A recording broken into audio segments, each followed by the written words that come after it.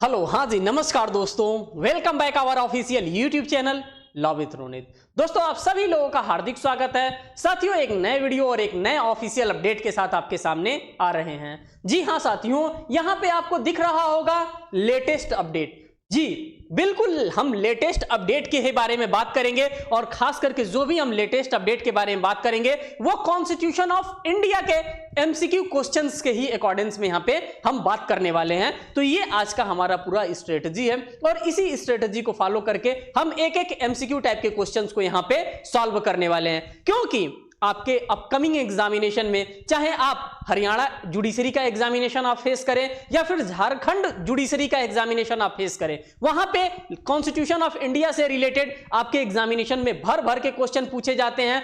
तो जब क्वेश्चन पूछे जाएंगे तो यहीं से क्वेश्चन आपके पूछे जाएंगे। आइए देखते हैं कि लेटेस्ट अपडेट में आज हम आप लोगों के लिए क्या लेकर के आए हैं। तो कॉन्स्टिट्यूशन ऑफ इंडिया को यहां पे हम देखते हैं। सबसे पहले क्वेश्चन को हम यहां पर देखेंगे, क्वेश्चन क्या कह रहा है। आपको भी लगेगा कि नहीं, बिल्कुल हम लेटेस्ट चीजों पे यहां पे बात कर रहे हैं। पहले क्वेश्चन में कह रहा है कि in which of the following cases, सबसे तो पहले यहां पे केस की बात कर रहा है। आपको ये एक टेंटेटिव आइडिया मिल गया होगा कि जो भी हम बात यहां पे करेंगे वो केस लॉ रिलेटेड क्वेश्चंस को हम यहां पे डील करने वाले हैं। तो सबसे पहले कह दिया है कि in which of the following cases has the decision in additional district magistrate, जिसको हम लोग प्यार से एडीएम जबलपुर के नाम से जानते हैं। जी हां साथियों, वही एडीएम जबलपुर, याद करिए, वो इमरजेंसी का टाइम वही एडीएम जबलपुर वाला केस है। क्या लिखा है? Additional district magistrate Jabalpur versus Shivkant Shukla has been overruled. ये जजमेंट पास किया गया था और इस जजमेंट को किस जजमेंट के माध्यम से ओवररूल्ड करने का काम किया गया है? एडीएम जबलपुर की जब हम बात करते हैं तो थोड़ी सी चर्चा हम यहां पे करना चाहेंगे। साथियों, इमरजेंसी का पीरियड हमारे देश में देखने को मिला है और उस इमरजेंसी की अगर हम बात करते हैं तो कॉन्स्टिट्यूशन ऑफ इंडिया के आर्टिकल नंबर 21 का वायलेशन खूब उड़ाया गया। क्योंकि हमारे पास दो आर्टिकल्स हैं, दो आर्टिकल जिम्मेदार हैं। कौन कौन से आर्टिकल हमारे पास जिम्मेदार है? तो एक आर्टिकल नंबर 32 हमारे पास जिम्मेदार है और एक आर्टिकल नंबर 226 जिम्मेदार है। जब हम आर्टिकल की बात करेंगे तब हम कॉन्स्टिट्यूशन ऑफ इंडिया की बात करते हैं। यहां से डायरेक्ट कहां जा सकते हैं? यहां से डायरेक्ट हम सुप्रीम कोर्ट जा सकते हैं और यहां से डायरेक्ट हम अपने स्टेट के हाई कोर्ट में भी जा सकते हैं। हमारे पास 5 प्रकार के रिट्स होते हैं। हमारे पास प्रोहिबिशन होता है, क्यू वारंटो होता है, मैंडमस होता है, पूरे के पूरे हमारे पास 5 प्रकार के रिट्स होते हैं। उसी रिट्स में से एक रिट्स को वायलेट यहां पे करने का काम किया गया। किस केस लॉ के माध्यम से? तो यही एडीएम जबलपुर वर्सेस शिवकांत शुक्ला में। तो यही कहा जा रहा है, ये जो केस लॉ आया था तो किस केस लॉ में इसको ओवररूल्ड किया गया है। हमारे पास केस लॉ भी जैसे देखने के लिए मिल रहा है। पहला केस हमको देखने के लिए मिल रहा है, ए वाला ऑप्शन को अगर देखते हैं तो ए वाला ऑप्शन यहां पे कह रहा है कि यूनियन ऑफ इंडिया, किसकी बात कर रहा है साथियों? कह रहा है union of India and other versus Bhanudas, Krishna Gawade and others. इस केस में इसको ओवररूल्ड करने का काम नहीं किया गया है। नेक्स्ट हमारे पास केस लॉ आता है directorate of revenue versus Mohammed Nasir Holia. इस केस में भी इसको ओवररूल्ड करने का काम नहीं किया गया है। अब ओवररूल्ड करने का काम किस केस में किया गया है? दो ऑप्शंस को हम लोग ऑलरेडी यहां पे रिपील्ड कर चुके हैं, उसको हम लोगों ने एलिमिनेट कर लिया है। हमारे पास जो मोस्ट इंपॉर्टेंट केस लॉ आता है वो होता है जस्टिस केएस पुट्टास्वामी का। जी हां साथियों, ये आधार से रिलेटेड हमारा मामला है और ये आधार से रिलेटेड मामला हमारे लिए बहुत ही ज्यादा इंपॉर्टेंट है। और जब हम एडीएम जबलपुर के केस की बात करते हैं तो इसी केस लॉ के माध्यम से क्या किया गया है? उसको रिपील्ड करने का काम किया गया। और कौन सा है ये मामला? तो ये है रिटायर्ड जस्टिस केएस पुट्टास्वामी। क्या है साथियों? तो retired justice KS Puttaswamy and other versus union of India का मामला है। और इसी मामले के तहत क्या किया गया है? इसी मामले के तहत हमारा एडीएम जबलपुर वर्सेस शिवकांत शुक्ला के मामले को ओवररूल्ड करने का काम किया गया। तो यहां पे जो हमारा करेक्ट ऑप्शन होगा वो सी वाला ही हमारा यहां पे करेक्ट ऑप्शन होगा। एक एक चीजों को हम यहां पे आपके सामने डिस्कस करते हुए चल रहे हैं। डी वाले भी ऑप्शन को आप यहां पर देखिए, कह रहा है कि victim victim families association and another versus union of India and others की बात कर रहा है। ये यहां पे हमारा करेक्ट आंसर नहीं होगा। जो हमारा करेक्ट आंसर होगा साथियों ये सी वाला यहां पे हमारा करेक्ट आंसर होने वाला है। तो एक एक क्वेश्चन पे आप फोकस बना करके रखिए। और जो भी केस लॉ मैं आपके सामने डिस्कस कर रहा हूं, जिस केस लॉ का भी मैं यहां पे नाम ले रहा हूं, ये कहीं ना कहीं आपके एग्जामिनेशन में आपसे टकराने वाले बिल्कुल है। ये हर एक क्वेश्चन का यहां पे मतलब है, हर एक केस लॉ का यहां पे मतलब है, क्योंकि हम लेटेस्ट अपडेट चीजों को यहां पे बात कर रहे हैं। अब आइए देखिए ट्रिपल तलाक। आप कहेंगे कि ट्रिपल तलाक का मामला तो बहुत ही पुराना है, हम भी कहेंगे कि हां बहुत ही पुराना है, लेकिन ट्रिपल तलाक से रिलेटेड आपके एग्जामिनेशन में एक बार नहीं, दो बार नहीं, कईयों बार आपसे क्वेश्चन पूछा जाने का काम किया गया है। चाहे वो यूपी जुडिशरी को आप देख लीजिए, चाहे बिहार जुडिशरी को देख लीजिए, चाहे अपकमिंग आप अपने एग्जामिनेशन को देख लीजिए, यहां से आपके एग्जामिनेशन में preliminary as well as main examination में क्वेश्चन पूछे जाने का काम किया गया है। सेकंड क्वेश्चन की हम यहां पे बात करते हैं। ये जो मामला है, correct triple talaq was held to be violated of the fundamental rights. जाहिर सी बात है, कहीं ना कहीं हमारे फंडामेंटल राइट्स को इन्होंने क्या किया था, कहीं ना कहीं हमारे फंडामेंटल राइट्स को इन्होंने कर्टेल करने का काम किया है। किसके माध्यम से? तो इसी ट्रिपल तलाक के माध्यम से। क्योंकि एक पुरुष होता था, मुस्लिमों में शादी होने के बाद वो एक बार में तलाक तलाक तलाक, एक बार में 3 बार प्रोनाउंस कर देता था, तो वहां पे तलाक हो जाता था। तो यहां पे जो हमारा कॉन्स्टिट्यूशन ऑफ इंडिया का आर्टिकल नंबर 14 था, वो कहीं ना कहीं कर्टेल होता था। भाई जब वो गारंटी दे रहा है कि आपके फंडामेंटल राइट के साथ अगर कोई भी व्यक्ति खिलवाड़ कर रहा है, तो आप डायरेक्ट कहां जा सकते हैं? डायरेक्ट आप आर्टिकल नंबर 32 का इस्तेमाल करिए और सुप्रीम कोर्ट ऑफ इंडिया जाइए, या फिर डायरेक्ट आप आर्टिकल नंबर 226 का इस्तेमाल करिए और डायरेक्ट आप अपने स्टेट के हाई कोर्ट जाइए और अर्जी लगाइए, साहब हमारे फंडामेंटल राइट का ये क्या कर रहा है? ये भाई साहब धूमधाम से कर्टेल करने का काम करते हैं। और हमारी कोर्ट व्यवस्था इतनी मजबूत है कि वो हमारे फंडामेंटल राइट को किसी भी स्टेज पे कर्टेल होने नहीं देती है। तो यही यहां पे पूछा जा रहा है, कहा जा रहा है violation of the fundamental right, और ये वायलेशन जो होता है ये कतई सुप्रीम कोर्ट ऑफ इंडिया को स्वीकार नहीं है। कहां पे ये हमको प्रोवाइड किया जा रहा है? तो ये हमको प्रोवाइड किया जा रहा है कॉन्स्टिट्यूशन ऑफ इंडिया के आर्टिकल नंबर 14 में। अब कह रहा है कि किस केस लॉ के अंतर्गत इसको किया गया था, वायलेट करने का काम किया गया था। क्या वो केस लॉ हमारा अजय हाशिया वर्सेस खालिद मुजीब का मामला था? तो जी बिल्कुल नहीं। जब अजय हाशिया वर्सेस खालिद मुजीब के आप जजमेंट को देखते हैं, तब कहीं ना कहीं आपको कॉन्स्टिट्यूशन ऑफ इंडिया का आर्टिकल नंबर 12 आपको देखने के लिए मिलता होगा, और आर्टिकल नंबर 12 में पूरे के पूरे डेफिनेशन क्लॉजेस को आपको देखने के लिए मिलता है। तो ये पहला जो आपका केस लॉ है, ये आर्टिकल नंबर 12 से मिल रहा है। आर्टिकल नंबर 12 का केस है जिसमें हमको डेफिनेशन के बारे में देखने के लिए मिलता है, अजय हाशिया वर्सेस खालिद मुजीब। इस तरह से पूरा एक एक केस लॉ आप अपने दिमाग में मेमोराइज करके रखिए, क्या पता किस स्टेज पे आपके जुडिशरी एग्जामिनेशन में ये टकरा जाए। साथ ही साथ यहां पर देखिए, Masroor Ahmed versus NCT of Delhi की बात कर रहा है। यह भी केस लॉ आपको देखने के लिए मिलेगा। यह भी केस लॉ अपने आप में बहुत ही ज्यादा रेलिवेंट है और कई जगह पूछा जाने वाला यह केस लॉ आपके सामने है। करे Khurshid Ahmad Khan versus state of Uttar Pradesh की बात कर रहा है। यह भी केस लॉ आपके लिए इंपॉर्टेंट है। लेकिन जो हमारा क्वेश्चन था, हमारा क्वेश्चन क्या था? हमारा क्वेश्चन था ट्रिपल तलाक से रिलेटेड, जो कि कॉन्स्टिट्यूशन ऑफ इंडिया के आर्टिकल नंबर 14 का वायलेशन कर रहा था। तो कौन सा मामला आया था ट्रिपल तलाक को लेके? तो सबके जुबान पे यही केस लॉ आएगा, Saira Bano and other versus union of India and others का यह मामला आया था। और इसी मामले में यह जजमेंट पारित किया गया था कि आप एक बार में एक साथ 3 बार आप तलाक तलाक तलाक आप प्रोनाउंस नहीं करेंगे। अगर करते हैं तो आपको कहीं ना कहीं सुप्रीम कोर्ट ऑफ इंडिया ने पनिशमेंट भी इसके लिए रखा है। नेक्स्ट क्वेश्चन की बात करते हैं। नेक्स्ट क्वेश्चन आप लोगों के लिए क्या यहां पे आ रहा है? तो नेक्स्ट क्वेश्चन को आप ऑब्जर्व करिए, 3rd नंबर में कह रहा है the supreme court made it mandatory. अब सुप्रीम कोर्ट ने क्या मैंडेटरी कर दिया है? एक एक क्वेश्चंस पे आप दिमाग लगा करके चलते हुए चलिए। कह रहा है the supreme court made it mandatory for all cinema theatre to play the national anthem before a movies begin. ये किसने किया है? ये किसने मैंडेटरी किया था? तो हमारे यहां का एपेक्स कोर्ट के द्वारा, मींस कि सुप्रीम कोर्ट ऑफ इंडिया के द्वारा ये बात कही गई थी। अगर हम सुप्रीम कोर्ट ऑफ इंडिया के रेंज की बात करते हैं कि कॉन्स्टिट्यूशन ऑफ इंडिया में सुप्रीम कोर्ट ऑफ इंडिया कहां से लेकर के कहां तक डिफाइन करने का काम किया गया है, तो आप रेंज भी यहां पे ध्यान दीजिएगा। जब हम बात करेंगे आर्टिकल नंबर 124, जी हां साथियों, आर्टिकल नंबर 124 से लेकर के आर्टिकल नंबर 147 के बीच में आपको क्या देखने के लिए मिलता है? तो आपको पूरा का पूरा सुप्रीम कोर्ट ऑफ इंडिया देखने के लिए मिल रहा है। और वही बात यहां पे कर रहा है द सुप्रीम कोर्ट, किसकी बात कर रहा है? The supreme court made it mandatory for all cinema theater to play the national anthem before a movie began। Means कि सिनेमा स्टार्ट होने से पहले हमें क्या प्ले करना पड़ेगा? सिनेमा स्टार्ट होने से पहले हमें राष्ट्रगान गाना पड़ेगा, राष्ट्रगान प्ले करना पड़ेगा सिनेमा में। तो जाहिर सी बात है जब सिनेमा में राष्ट्रगान प्ले किया जाएगा तो एट दैट टाइम आदमी को सावधान की मुद्रा में खड़ा होना पड़ेगा। उसी की बात यहां पे की जा रही है। During which one of the national flag is to be shown on the screen, और उसमें नेशनल फ्लैग को भी स्क्रीन पे पर्दे पे शो किया जाएगा।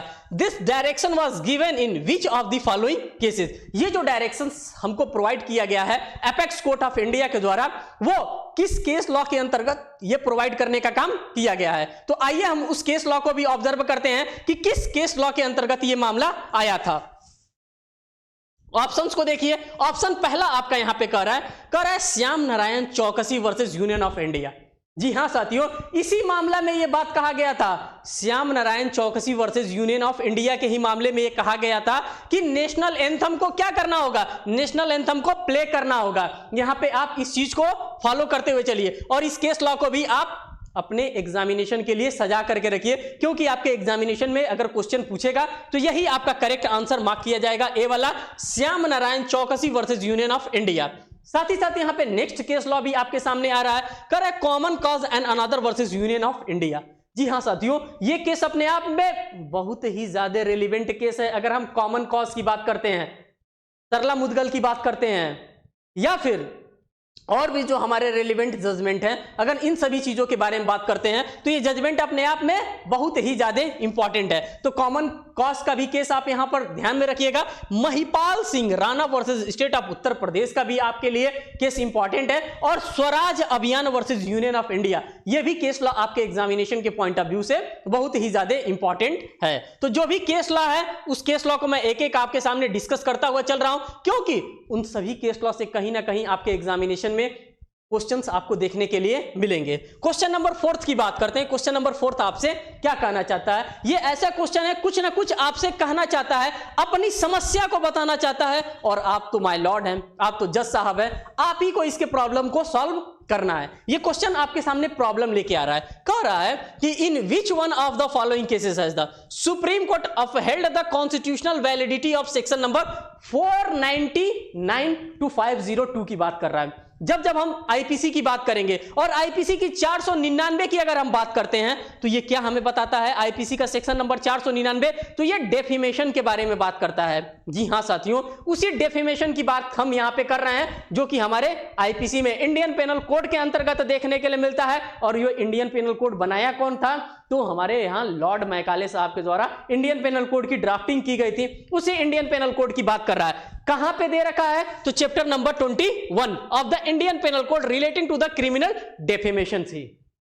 अब ये कह रहा है कि सुप्रीम कोर्ट ऑफ इंडिया इसकी वैलिडिटी को कैसे अपहेल्ड करके रखा है। तो अब आइए देखते हैं यहां पे क्या कह रहा है। कह रहा है पहला हमारे पास जो ऑप्शन आ रहा है, पहले ऑप्शन में कह रहा है कि youth bar association of India versus union of India की हम यहां पे बात कर रहे हैं। क्या इस मामले में कहा गया था? क्वेश्चन नंबर 4 की अगर हम बात करते हैं तो क्या इस मामले में आपसे कहा गया था? या बी ऑप्शन यहां पे आपको देखना है कि बी ऑप्शन में क्या आप सभी लोगों से कर रहा है। बी ऑप्शन में कह रहा है कॉमन काज। जी हां साथियों, फिर वही आपके सामने यहां पे क्या आ रहा है? फिर यहां पे आपके सामने वही कॉमन काज का केस आ रहा है। जब जब हम कॉमन काज की बात करेंगे तब तब हम अरुणा रामचंद्रन बाग के केस को भी यहां पे याद करेंगे। क्यों? अभी आप जब एक्टिव यूथनेसिया और पैसिव यूथनेसिया को पढ़ेंगे तो आपको समझ में आएगा कि क्यों मैं बार बार कॉमन कॉज के बारे में बात कर रहा हूं। और ये सभी के सभी केस लॉ का मैं आपके सामने एक एक करके रेफरेंस देता हुआ चल रहा हूं। अगर आप इन केस लॉ पे थोड़ा सा भी फोकस करेंगे तो आपके आने वाले आपका जो अपकमिंग एग्जामिनेशन होगा बहुत ही बेहतर जाने वाला है। या फिर अगर कोई केस लॉ से रिलेटेड आपको मेन एग्जामिनेशन में आंसर फ्रेमिंग करना है तो। साथ ही साथ यहां पे जो थर्ड ऑप्शन आ रहा है, कर रहा है Mahipal Singh Rana versus state of Uttar Pradesh की बात कर रहा है। जो हमारा लास्ट यहां पे ऑप्शन आपको देखने के लिए मिल रहा है, कौन सा? तो यही सुब्रमण्यम स्वामी वर्सेस यूनियन ऑफ इंडिया की बात कर रहा है। इसी में डेफेमेशन का मामला हमको देखने के लिए मिलता है। सेक्शन नंबर 499 से लेकर के सेक्शन नंबर 502 की बात हम करते हैं, 502 की बात करते हैं, जो कि हमारे इंडियन पेनल कोड के अंतर्गत डिफाइन किया गया है। तो इसी के अंतर्गत उसकी वैलिडिटी को अपहेल्ड करने का काम किया गया है। अगर हम क्वेश्चन नंबर 4 की बात करते हैं तो यही आपका यहां पे क्या होगा साथियों, यही यहां पे आपका करेक्ट क्वेश्चन होने वाला है। जो भी आज हम यहां पे क्वेश्चन आपके सामने डील कर रहे हैं उसमें ज्यादातर आपको केस लॉ देखने के लिए मिल रहा है। इसलिए केस लॉ की हम बात कर रहे हैं क्योंकि केस लॉ से आपके एग्जामिनेशन में बार बार क्वेश्चन पूछे जाते हैं, और जब केस लॉ आता है अगर आप नहीं पढ़े रहते हैं तो कहीं ना कहीं नंबर आपका लूज करके जाता है। तो इसीलिए यहां पे आप थोड़ा सा फोकस करिए। नेक्स्ट क्वेश्चन की बात करते हैं, क्वेश्चन नंबर 5 की बात करते हैं। क्वेश्चन नंबर 5 देखिए क्या तकलीफ लेकर के आया है, क्या बताना चाहता है, क्या पीड़ा है इसको। यह कह रहा है the constitution bench of the supreme court held that the supreme court by invoking article number 32। जब जब हम आर्टिकल नंबर 32 की बात करेंगे तब तब हमारे पास 5 प्रकार के रिट्स की बात भी हम यहां पे करना चाहेंगे। साथ ही साथ यहां पे आपको एक और आर्टिकल दिखेगा, आर्टिकल नंबर 136 की बात करता है। जब जब हम आर्टिकल नंबर 136 की बात करेंगे तो आर्टिकल नंबर 136 डायरेक्ट ले जाता है एसएलपी के पास। अब आप कहेंगे कि ये एसएलपी क्या होता है, तो मैं आप सभी लोगों से कहूंगा कि स्पेशल लीव पिटीशन की बात यहां पे की जाती है। किसकी बात की जाती है, तो आर्टिकल नंबर 136 में एसएलपी की बात की जाती है, स्पेशल लीव पिटीशन की बात की जाती है, वो यहां पे आपको देखने के लिए मिल रहा है। और article number 142 of the constitution, अब आप कहेंगे कि आर्टिकल नंबर 142 भी क्या कहता है, तो मैं आप सभी लोगों से कहूंगा कि ये अपने बाइंडिंग इफेक्ट्स के बारे में आर्टिकल नंबर 142 कहता है कि जो भी जजमेंट हम पास करेंगे उसका क्या होगा, बाइंडिंग इफेक्ट वगैरह के बारे में यहां पे बात करता है। यहां पे देखिए, is empowered to transfer a case from court in the state of Jammu and Kashmir to the court outside the state और vice versa, this was held in which of the following cases. ये किस केस के अंतर्गत किया गया था, vice versa की बात की जा रही है।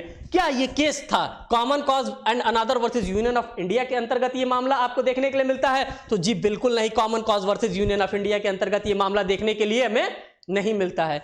ये किस में देखने के लिए मिलता है, तो अनीता कुशवाहा एंड पुष्पा सदन के मामले में ये हमको देखने के लिए मिलता है। और यही हमारा 100% यहां पे क्वेश्चन नंबर 5 का करेक्ट आंसर यही होने वाला है, जो यहां पे क्वेश्चन नंबर आप 5 देख रहे हैं, जिसमें 3 आर्टिकल्स का यहां पे जिक्र किया गया है, और वो भी सुप्रीम कोर्ट के 3 आर्टिकल्स का जिक्र किया गया, article number 32, article number 136 and article number 142 की बात की जाती है। तो यहां पे कौन सा होगा, अनीता कुशवाहा एंड पुष्पा सदन की बात कर रहे हैं। यहां पे Khurshid Ahmad Khan versus state of UP की बात करते हैं, ये भी आपका नहीं होगा। और यहां पे फिर आपको देखने के लिए मिल गया है सायरा बानो। अभी आप लोगों ने सायरा बानो के केस को ऑब्जर्व करके यहां पे खुद बैठे हैं, जिसमें ट्रिपल तलाक की बात की जा रही थी कि एक बार में तलाक तलाक तलाक अगर दे देते हैं तो वो क्या मान लिया जाता था, पहले तलाक मान लिया जाता था। अब आइए नेक्स्ट क्वेश्चन की बात करते हैं, क्वेश्चन नंबर 6 की बात करते हैं। क्या कहना चाहता है क्वेश्चन नंबर 6, क्या अपनी दिक्कत को बताना चाहता है, ये कहना चाहता है पहले आप क्वेश्चंस को समझना सीखिए। अगर आप क्वेश्चन को समझना सीख गए तो मान के चलिए कि आपके प्रिलिमिनरी एग्जामिनेशन को कोई रोक नहीं सकता। पहले क्वेश्चन को समझिए, क्वेश्चन क्या कह रहा है, क्वेश्चन की समस्या को आप समझ लीजिए। आप एक डॉक्टर बन जाइए एट दैट टाइम, जब आपके एग्जामिनेशन में आपके सामने प्रिलिमिनरी एग्जामिनेशन का क्वेश्चन आता है, एट दैट टाइम आप डॉक्टर बन जाइए और डॉक्टर की हैसियत से सोचिए कि आखिर में ये मरीज हमारे पास आया है और ये मरीज अपने किस समस्या को लेकर के आया है। तो ये क्वेश्चन नंबर 6 एक मरीज है, ये लेके आया है, कह रहा है in which of the following cases the supreme court held that exception number 2 to section number 375। Definition किसका बताता है 375 की, जब हम बात करते हैं रेप के डेफिनेशंस की बात करता है। किसके डेफिनेशन की बात करता है साथियों, तो ये बात करता है डेफिनेशन ऑफ रेप की बात करता है। और यहां पे क्या कहा जा रहा है, section number 375 of the Indian penal code was read as follow. किसके साथ इसको पढ़ना चाहिए, तो कह रहा है सेक्सुअल इंटरकोर्स और sexual acts by a man with his own wife की बात कर रहा है। किसके बात कर रहा है, सेक्सुअल इंटरकोर्स और sexual act by a man with his own wife की बात कर रहा है, अपनी खुद की पत्नी से। ठीक, आगे देखिए, the wife not being 18 year is not rape. ये किस मामले के अंतर्गत कहा गया है कि the wife not being 18 year is not rape की बात। ये क्या, ये कॉमन कॉज के अंतर्गत कहा गया है? तो बिल्कुल नहीं, ये कॉमन कॉज के अंतर्गत कहा गया है। ये बोधिसत्व गौतम वर्सेस शुभ्रा चक्रवर्ती के अंतर्गत कहा गया है? तो बिल्कुल भी उसके अंतर्गत नहीं कहा गया है। ये किसके अंतर्गत कहा गया है? क्या सीमा अश्वनी कुमार के मामले में कहा गया है? तो बिल्कुल भी सीमा अश्वनी कुमार के मामले में नहीं कहा गया है। ये किस मामले के अंतर्गत कहा गया है? अगर हम क्वेश्चन नंबर 6 की बात करते हैं तो साथियों ये बात कहा गया है independent thought versus union of India का एक मामला आया था, और उसी मामले में ये हमको जजमेंट देखने के लिए मिलता है। और जो हम लोगों ने क्वेश्चन नंबर 6 अभी पढ़ा है, उस 6 का question number option number D यहां पे आपका करेक्ट ऑप्शन होने वाला है। नेक्स्ट क्वेश्चन को देखिए, एक एक क्वेश्चन को आप यहां पे ऑब्जर्व करते हुए चलिए, क्योंकि एक एक क्वेश्चन आपके एग्जामिनेशन के लिए एक एक मार्क्स आपके लिए बनता जा रहा है। नेक्स्ट क्वेश्चन क्या कर रहा है? क्वेश्चन नंबर अगर हम 7 की बात करते हैं तो ये कह रहा है in which of the following cases the supreme court held that the section 198 sub clause 6 की बात कर रहा है। किसकी बात कर रहा है? तो supreme court held that section 198 sub clause 6 की बात कर रहा है of the code of criminal procedure की बात कर रहा है। क्रिमिनल केस है, will apply to cases of rape of wifes की बात कर रहा है। Below 18 year and cognizances can be taken only in accordance with the provisions of section number 198 subclause 6 of the code। ये किस मामले के अंतर्गत कहा गया है और ये बात किसके द्वारा कही जा रही है? तो साथियों ये बात सामान्य आदमी के द्वारा, हमारे और आपके द्वारा नहीं कही जा रही है। ये बात कही जा रही है एपेक्स कोर्ट ऑफ इंडिया के द्वारा, मींस कि सुप्रीम कोर्ट ऑफ इंडिया के द्वारा। और ये किस मामले में कहा गया है? तो अभी आप लोगों ने केस को ऑब्जर्व किया है, और वो केस कौन सा था? Independent thought versus union of India का मामला था, और उसी मामले में ये बात भी हमको सुनने के लिए मिलता है। तो यहां पे जो आपका करेक्ट आंसर होगा ये सी वाला यहां पे करेक्ट आंसर मार्क किया जाएगा। यहां पे जो ऑप्शन दे रहा है सीमा अश्वनी कुमार, ये यहां पे होगा नहीं। बोधिसत्व गौतम एंड शुभ्रा चक्रवर्ती, ये भी मामला यहां पे होगा नहीं। कॉमन कॉज का जो मामला बार बार दे रहा है ये भी यहां पे होगा नहीं। अगर ये मामले बार बार आपके सामने आ रहे हैं, repeat and repeat an number of time आपके सामने हो रहा है, तो आपको समझ जाने की आवश्यकता है, आपको सोचने की आवश्यकता है, आपको विचार करने की आवश्यकता है।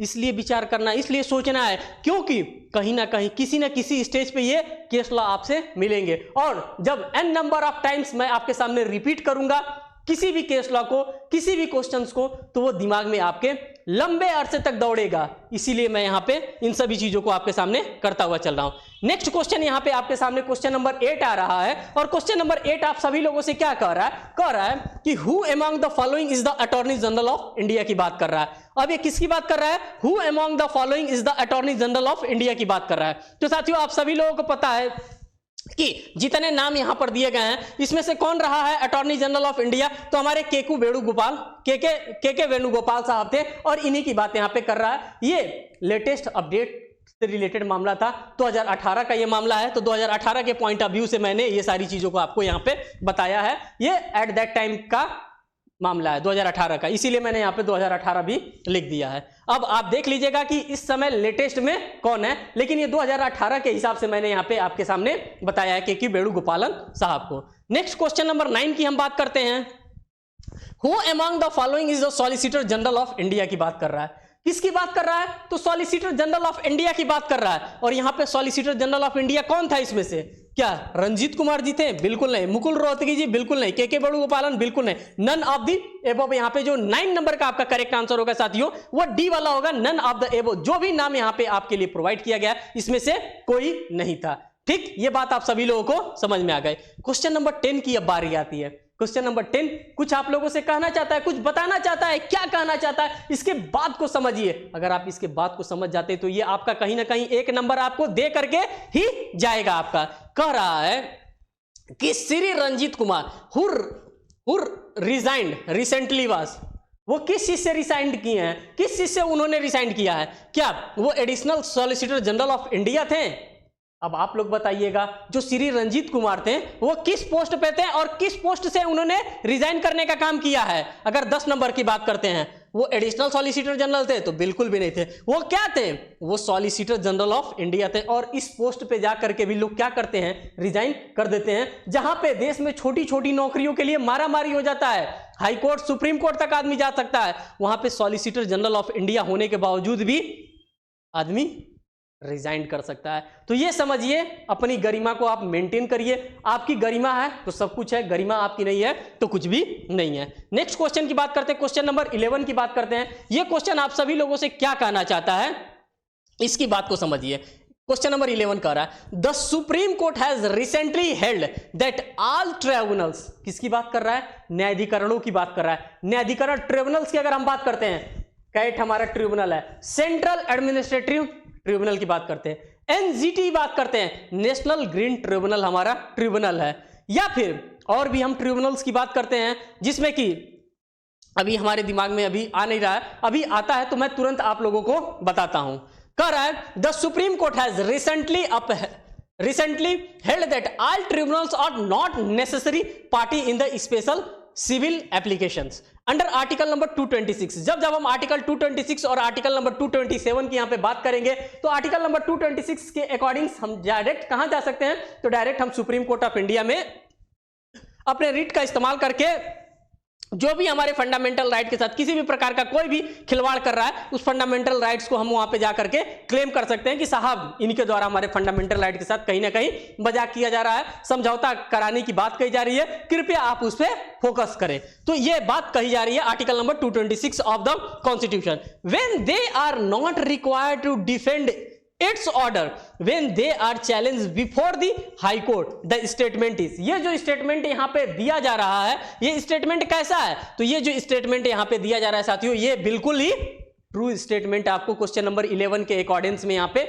आप सभी लोगों के लिए प्रोवाइड किया जा रहा है। कभी कभी आपके एग्जामिनेशन में बिल्कुल नॉर्मल सा क्वेश्चन पूछ दिया जाता है और उसी नॉर्मल से क्वेश्चन में आप सभी लोगों को फंसाने का काम किया जाता है। कुछ ऐसे क्वेश्चन पूछे जाते हैं जो किसी स्टूडेंट्स को नहीं आता है, वो भी तुक्का ही लगाता है। बिल्कुल ये बात सही है कि वो भी तुक्का ही लगाता है, इसीलिए कुछ क्वेश्चंस को नॉर्मल रखा जाता है, किसी को बहुत ज्यादा टफ बना दिया जाता है, और वही जो टफ क्वेश्चन होता है, वही टफ क्वेश्चन आपका कहीं ना कहीं मेरिट डिसाइड करने का काम करता है।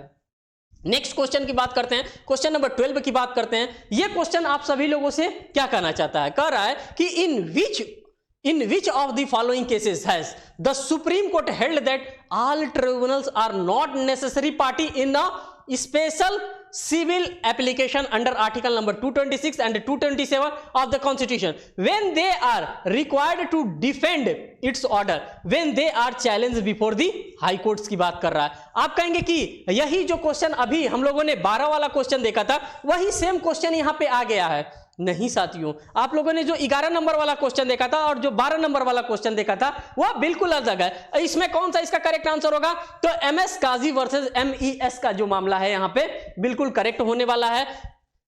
देविका विश्वास वर्सेस यूनियन ऑफ इंडिया ये नहीं होगा, Swaraj Abhiyan versus union of India ये भी नहीं होगा, और नन ऑफ द एबव यहां पे करेक्ट आंसर इसका नहीं होगा। जो करेक्ट आंसर होगा इसका ए वाला ही करेक्ट आंसर होने वाला है। क्वेश्चन नंबर अगर हम 13 को देखते हैं तो क्वेश्चन नंबर 13 आप सभी लोगों से यहां पे क्या कहना चाहता है। आपको ये देख करके बिल्कुल नहीं घबराना है कि अरे इतने बड़े बड़े क्वेश्चन हमारे एग्जामिनेशन में थोड़े नहीं पूछे जाते हैं, पूछे जाते हैं। आज का जमाना बदल गया है, आज का जमाना जो हो गया है वो निगेटिव टर्मिनोलॉजी वाला हो गया है।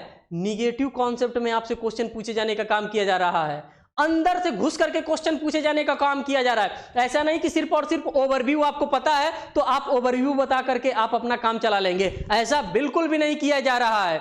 जितना आप कॉन्सेप्ट से जूझेंगे उतना ही आपका कॉन्सेप्ट क्लियर होगा और उतना ही बेहतर आप एग्जामिनेशन में भी करने वाले हैं। यह क्वेश्चन देखिए, in which of the following cases has the supreme court held that the right to peaceful protest, किसकी बात कर रहा है, तो राइट टू पीसफुल प्रोटेस्ट। आप पीसफुल प्रोटेस्ट कर सकते हैं, ये नहीं कि हम प्रोटेस्ट तो कर रहे हैं पीछे बंदूक भी छुपा करके रखें, तलवार भी छुपा करके रखें, ऐसा नहीं है। आपको राइट दिया जा रहा है, आप पीसफुल प्रोटेस्ट करिए, बिल्कुल आप कर सकते हैं। Peaceful protest is a fundamental right guaranteed in the constitution of India and the aforesaid right is subjected to the reasonable restrictions के साथ है। रीजनेबल रिस्ट्रिक्शंस जहां जहां कोर्ट का मामला है, जहां जहां हम कॉन्स्टिट्यूशन की बात करेंगे वहां वहां हमें रीजनेबल रिस्ट्रिक्शंस देखने के लिए मिलेगा, क्योंकि रीजनेबल रिस्ट्रिक्शंस के साथ ही हमारा संविधान चलता है। अगर रीजनेबल रिस्ट्रिक्शंस ना होता तो शायद हम कहते कि ये हम प्रोटेस्ट कर रहे हैं और प्रोटेस्ट में हम किसी व्यक्ति की भी जान ले लेते। इसीलिए यहां पे क्या कहा गया है, यहां पे रीजनेबल रिस्ट्रिक्शंस रखा गया है। कि भैया आपकी सीमा बस वहीं तक है, आप वहीं तक प्रोटेस्ट कर सकते हैं। देश में आप तमाम प्रकार के प्रोटेस्ट को देखते होंगे, कभी किसानों का प्रोटेस्ट होता है तो कभी स्टूडेंटों का प्रोटेस्ट होता है, कभी फीस बढ़ जाती है किसी यूनिवर्सिटी की तो वहां पे लेकर के प्रोटेस्ट होता है, कभी किसी यूनिवर्सिटी में किसी भी प्रकार की कोई भी घटना घट जाती है उसको लेकर के प्रोटेस्ट किया जाता है। प्रोटेस्ट करिए, प्रोटेस्ट करना आपका फंडामेंटल राइट है जो कि गारंटीड किया गया है कॉन्स्टिट्यूशन ऑफ इंडिया में, लेकिन वहां पे रीजनेबल रिस्ट्रिक्शंस भी आपके साथ चलता है। उस रीजनेबल रिस्ट्रिक्शंस के ही अकॉर्डेंस में आप प्रोटेस्ट कर सकते हैं या व्हाटएवर जो भी आपको करना होगा आप उसको एक्सीड करके नहीं कर सकते हैं। उसी की बात की जा रही है, restriction in the interest of sovereignty and integrity of the India.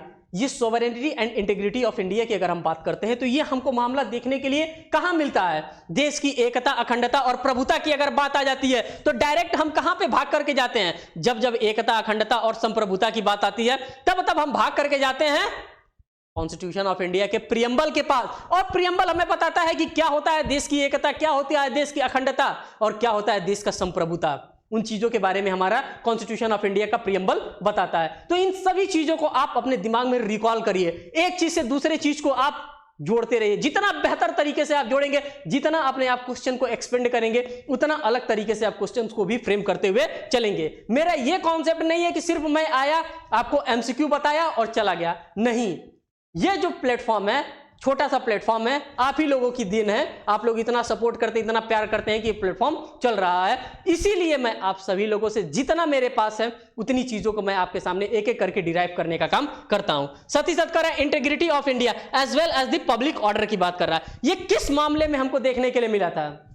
तो ये हमें देखने के लिए मिला था Anita Thakur versus government of Jammu and Kashmir के अंतर्गत ये हमको देखने के लिए मिल रहा था।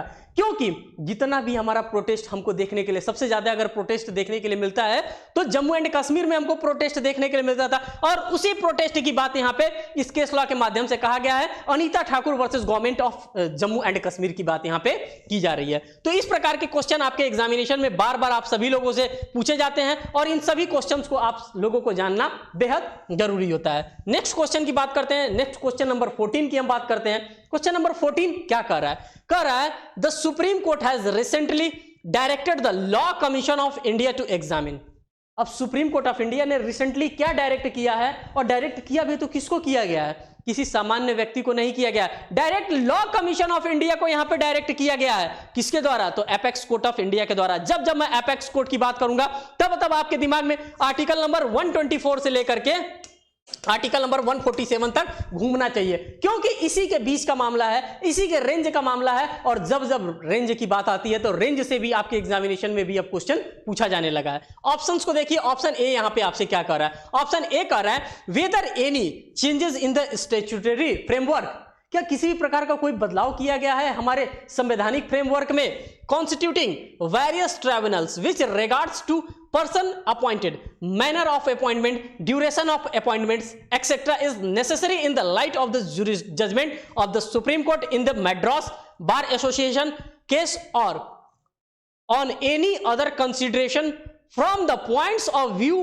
of strengthening the rule of law की बात कर रहा है। पहला ऑप्शन आपके सामने इसकी बात कर रहा है। और पहले ऑप्शन में जब हम बात करते हैं तो यहां पे हवाला किसका दिया गया है? द मैड्रास एसोसिएशन के बारे में बताया गया है। जो मैड्रास एसोसिएशन केस हमारा आया था उसके बारे में हमको यहां पे बताया जा रहा है। साथ ही साथ अपॉइंटमेंट के बारे में, मैनर के बारे में, ड्यूरेशन के बारे में और इन सभी चीजों के बारे में पहले ऑप्शंस के अंतर्गत हमको बताया जा रहा है। सेकंड ऑप्शंस को आप ऑब्जर्व करिए। आप खुद एक लॉ बैकग्राउंड से हैं, आप खुद लीगल पर्सनालिटीज को आप हेल्ड करने वाले व्यक्ति हैं, आप लॉर्डशिप बनने वाले हैं, आप लोगों को ये चीजें समझ में आ रही होंगी। जो भी बातें मैं यहां पे बता रहा हूं ये मैं प्रिज्यूम कर रहा हूं। बी वाले ऑप्शंस को देखिए, कर रहा है whether it is permissible and advisable to be provided appeals routinely to the court only on a question of law और a substantial question of law की बात कर रहा है। या तो only law की बात कर रहा है या फिर किसी ना किसी substantial question of law की बात कर रहा है। मैंने जूम कर दिया जिससे कि आपको एक एक पॉइंट यहां पे दिखे।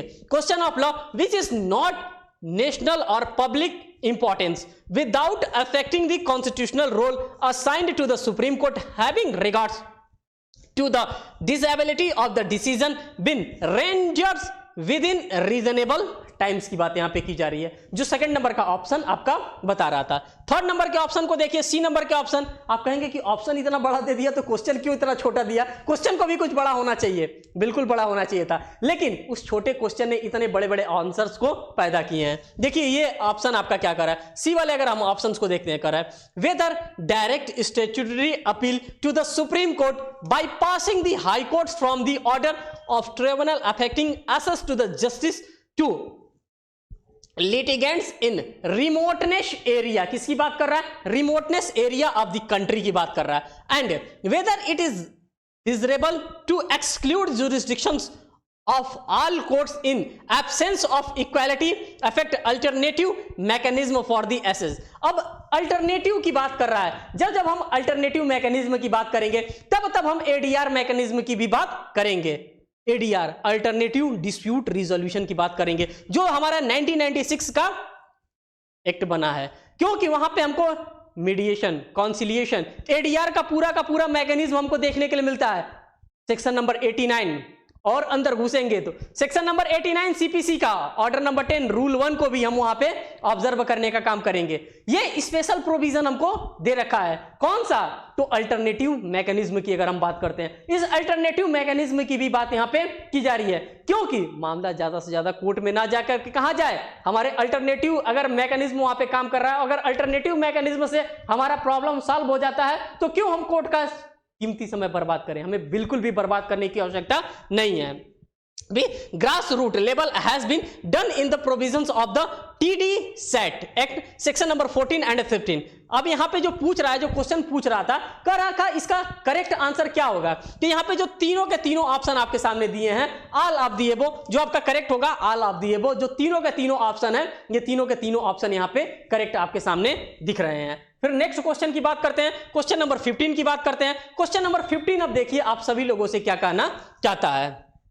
क्वेश्चन नंबर 15 को भी देख लीजिए, कह रहा है in which of the following cases has the supreme court directed the law commission of India to examine various issues relating to the working of tribunals. किसकी बात कर रहा है साथियों? तो वर्किंग ऑन ट्रिब्यूनल्स की बात कर रहा है, relating to the working of tribunals including the desirability of providing statutory appeal direct to the Supreme Court from order tribunal on issue not affecting national or public interest and other aspect of statutory framework in the respect of tribunals की बात कर रहा है। जो आपका यहाँ पे question number 15 आपको देखने के लिए मिल रहा है, आप सोचेंगे कि क्वेश्चन नंबर 15 जो इतना लंबा चौड़ा क्वेश्चन हमारे सामने आया है, ये क्वेश्चन नंबर 15 का ऑप्शन क्या दे रखा होगा?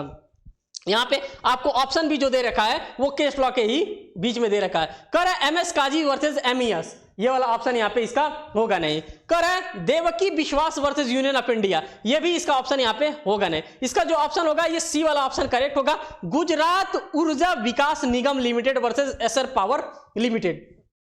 जब हम एसर की बात करते हैं साथियों, तो वही एसर जो पेट्रोल पंप का भी आप देखते होंगे कि एसर कंपनी का पेट्रोल पंप भी आपके सामने आपको देखने के लिए मिलता होगा, उसी एसर की बात यहां पे की जा रही है, और वही एसर पावर लिमिटेड की बात यहां पे उसी से रिलेटेड यहां पे मामला आपको देखने के लिए मिल रहा है। In Vasant Kumar case the supreme court has referred to 11 question relating to national court of appeal. यहां पे जो फिल इन द ब्लैंक्स दिया है यहां पे होगा national court of appeal for the consideration of the constitution bench की बात की जा रही है। तो जो 16 का 16 मैंने आप सभी लोगों के सामने क्वेश्चन लेकर के आया है, इन सभी के सभी 16 क्वेश्चंस को मैंने आपके सामने सॉल्व करा दिया। देखिए, और हाँ, एक क्वेश्चन और आप लोगों के सामने यहां पे आ रहा है, क्वेश्चन नंबर 17। एक और क्वेश्चन है, आप लोग उसको भी देख लीजिए। कह रहा है the supreme court has held that the office of an MLA can not be turn as the occupation under article 19(1)(g की बात कर रहा है। किसकी बात कर रहा है साथियों? तो आर्टिकल 19 सब क्लॉज 1 और जी की बात कर रहा है। आगे चलते हैं, आगे देखते हैं आगे यहां पे क्या कह रहा है। आगे यहां पे कह रहा है of the constitution of India statement, ये जो बात कहा जा रहा है ये कैसा बात कहा जा रहा है? तो ये बात बिल्कुल सत्य, बिल्कुल ट्रू बात यहां पे कही जा रही है। जो क्वेश्चंस को आप लोगों ने यहां पे ऑब्जर्व किया है इसी क्वेश्चन की बात कर रहा है। The supreme court has held that the office of an MLA can not be term as the occupation. इसको ऑक्यूपेशन के अंतर्गत हम लोग नहीं कंसीडर कर सकते हैं अंडर आर्टिकल 19 1 सब क्लॉज जी के अंतर्गत। ये बात बिल्कुल सही कही जा रही है। साथियों, इस सेशन में जितना भी क्वेश्चन हो सकता था उन सभी क्वेश्चंस को मैंने आपके सामने एक एक करके डील करने का काम किया। कोई भी ऐसा क्वेश्चन नहीं था जिसपे हम लोगों ने मेहनत नहीं किया, जिसपे हम लोगों ने अपना जान नहीं लगाया। हर एक क्वेश्चन को बड़े ही ईमानदारी के साथ यहाँ पे एक एक सॉल्व करने का काम किया गया। एक एक केस लॉ को देखने का हमको मौका मिला, और वो भी केस लॉ कैसा होना चाहिए साथियों। केस लॉ जो है वो हमारा रिसेंट केस लॉ है। इन सभी चीजों पे हम लोगों ने एक बेहतर यहाँ पे सेशन को लिया। साथियों, ये आप सभी लोगों के लिए सेशन डेडिकेटेड है। अगर इस टाइप के सेशन आप सभी लोगों को अच्छा लग रहा है तो अपने फ्रेंड सर्कल में इसको जरूर शेयर करिएगा, और आप लोगों का कमेंट आएगा कि हमें इस पे भी हमें लेटेस्ट अपडेट चाहिए, या हमें इससे भी रिलेटेड हमको एमसीक्यू क्वेश्चन चाहिए जो कि आपके अपकमिंग जुडिशरी एग्जामिनेशन के लिए हो, या फिर एलएलएम एंट्रेंस एग्जामिनेशन के लिए हो, या फिर आप नेट जेआरएफ के लिए ही क्यों ना कर रहे हैं। अगर लॉ से रिलेटेड कोई भी आपकी क्वेरी आती है तो ये प्लेटफॉर्म आपको सुनेगा, और ये प्लेटफॉर्म आपको सॉल्यूशन भी कुछ ना कुछ प्रोवाइड करेगा। तो फिर यही एक छोटी सी गुजारिश है कि अगर आप चैनल पर नए हैं तो चैनल को जरूर सब्सक्राइब करिएगा, अपने फ्रेंड सर्कल में इस वीडियोस को जरूर शेयर करिएगा। छोटा सा है, आप ही लोगों का परिवार है, आप लोग जितना चाहेंगे उतना ये परिवार बढ़ेगा। आप लोग नहीं चाहेंगे ये परिवार वैसे ही रह जाएगा, लेकिन आप लोग भी इस परिवार को खूब सारा प्यार दे रहे हैं, इसके लिए बहुत बहुत धन्यवाद।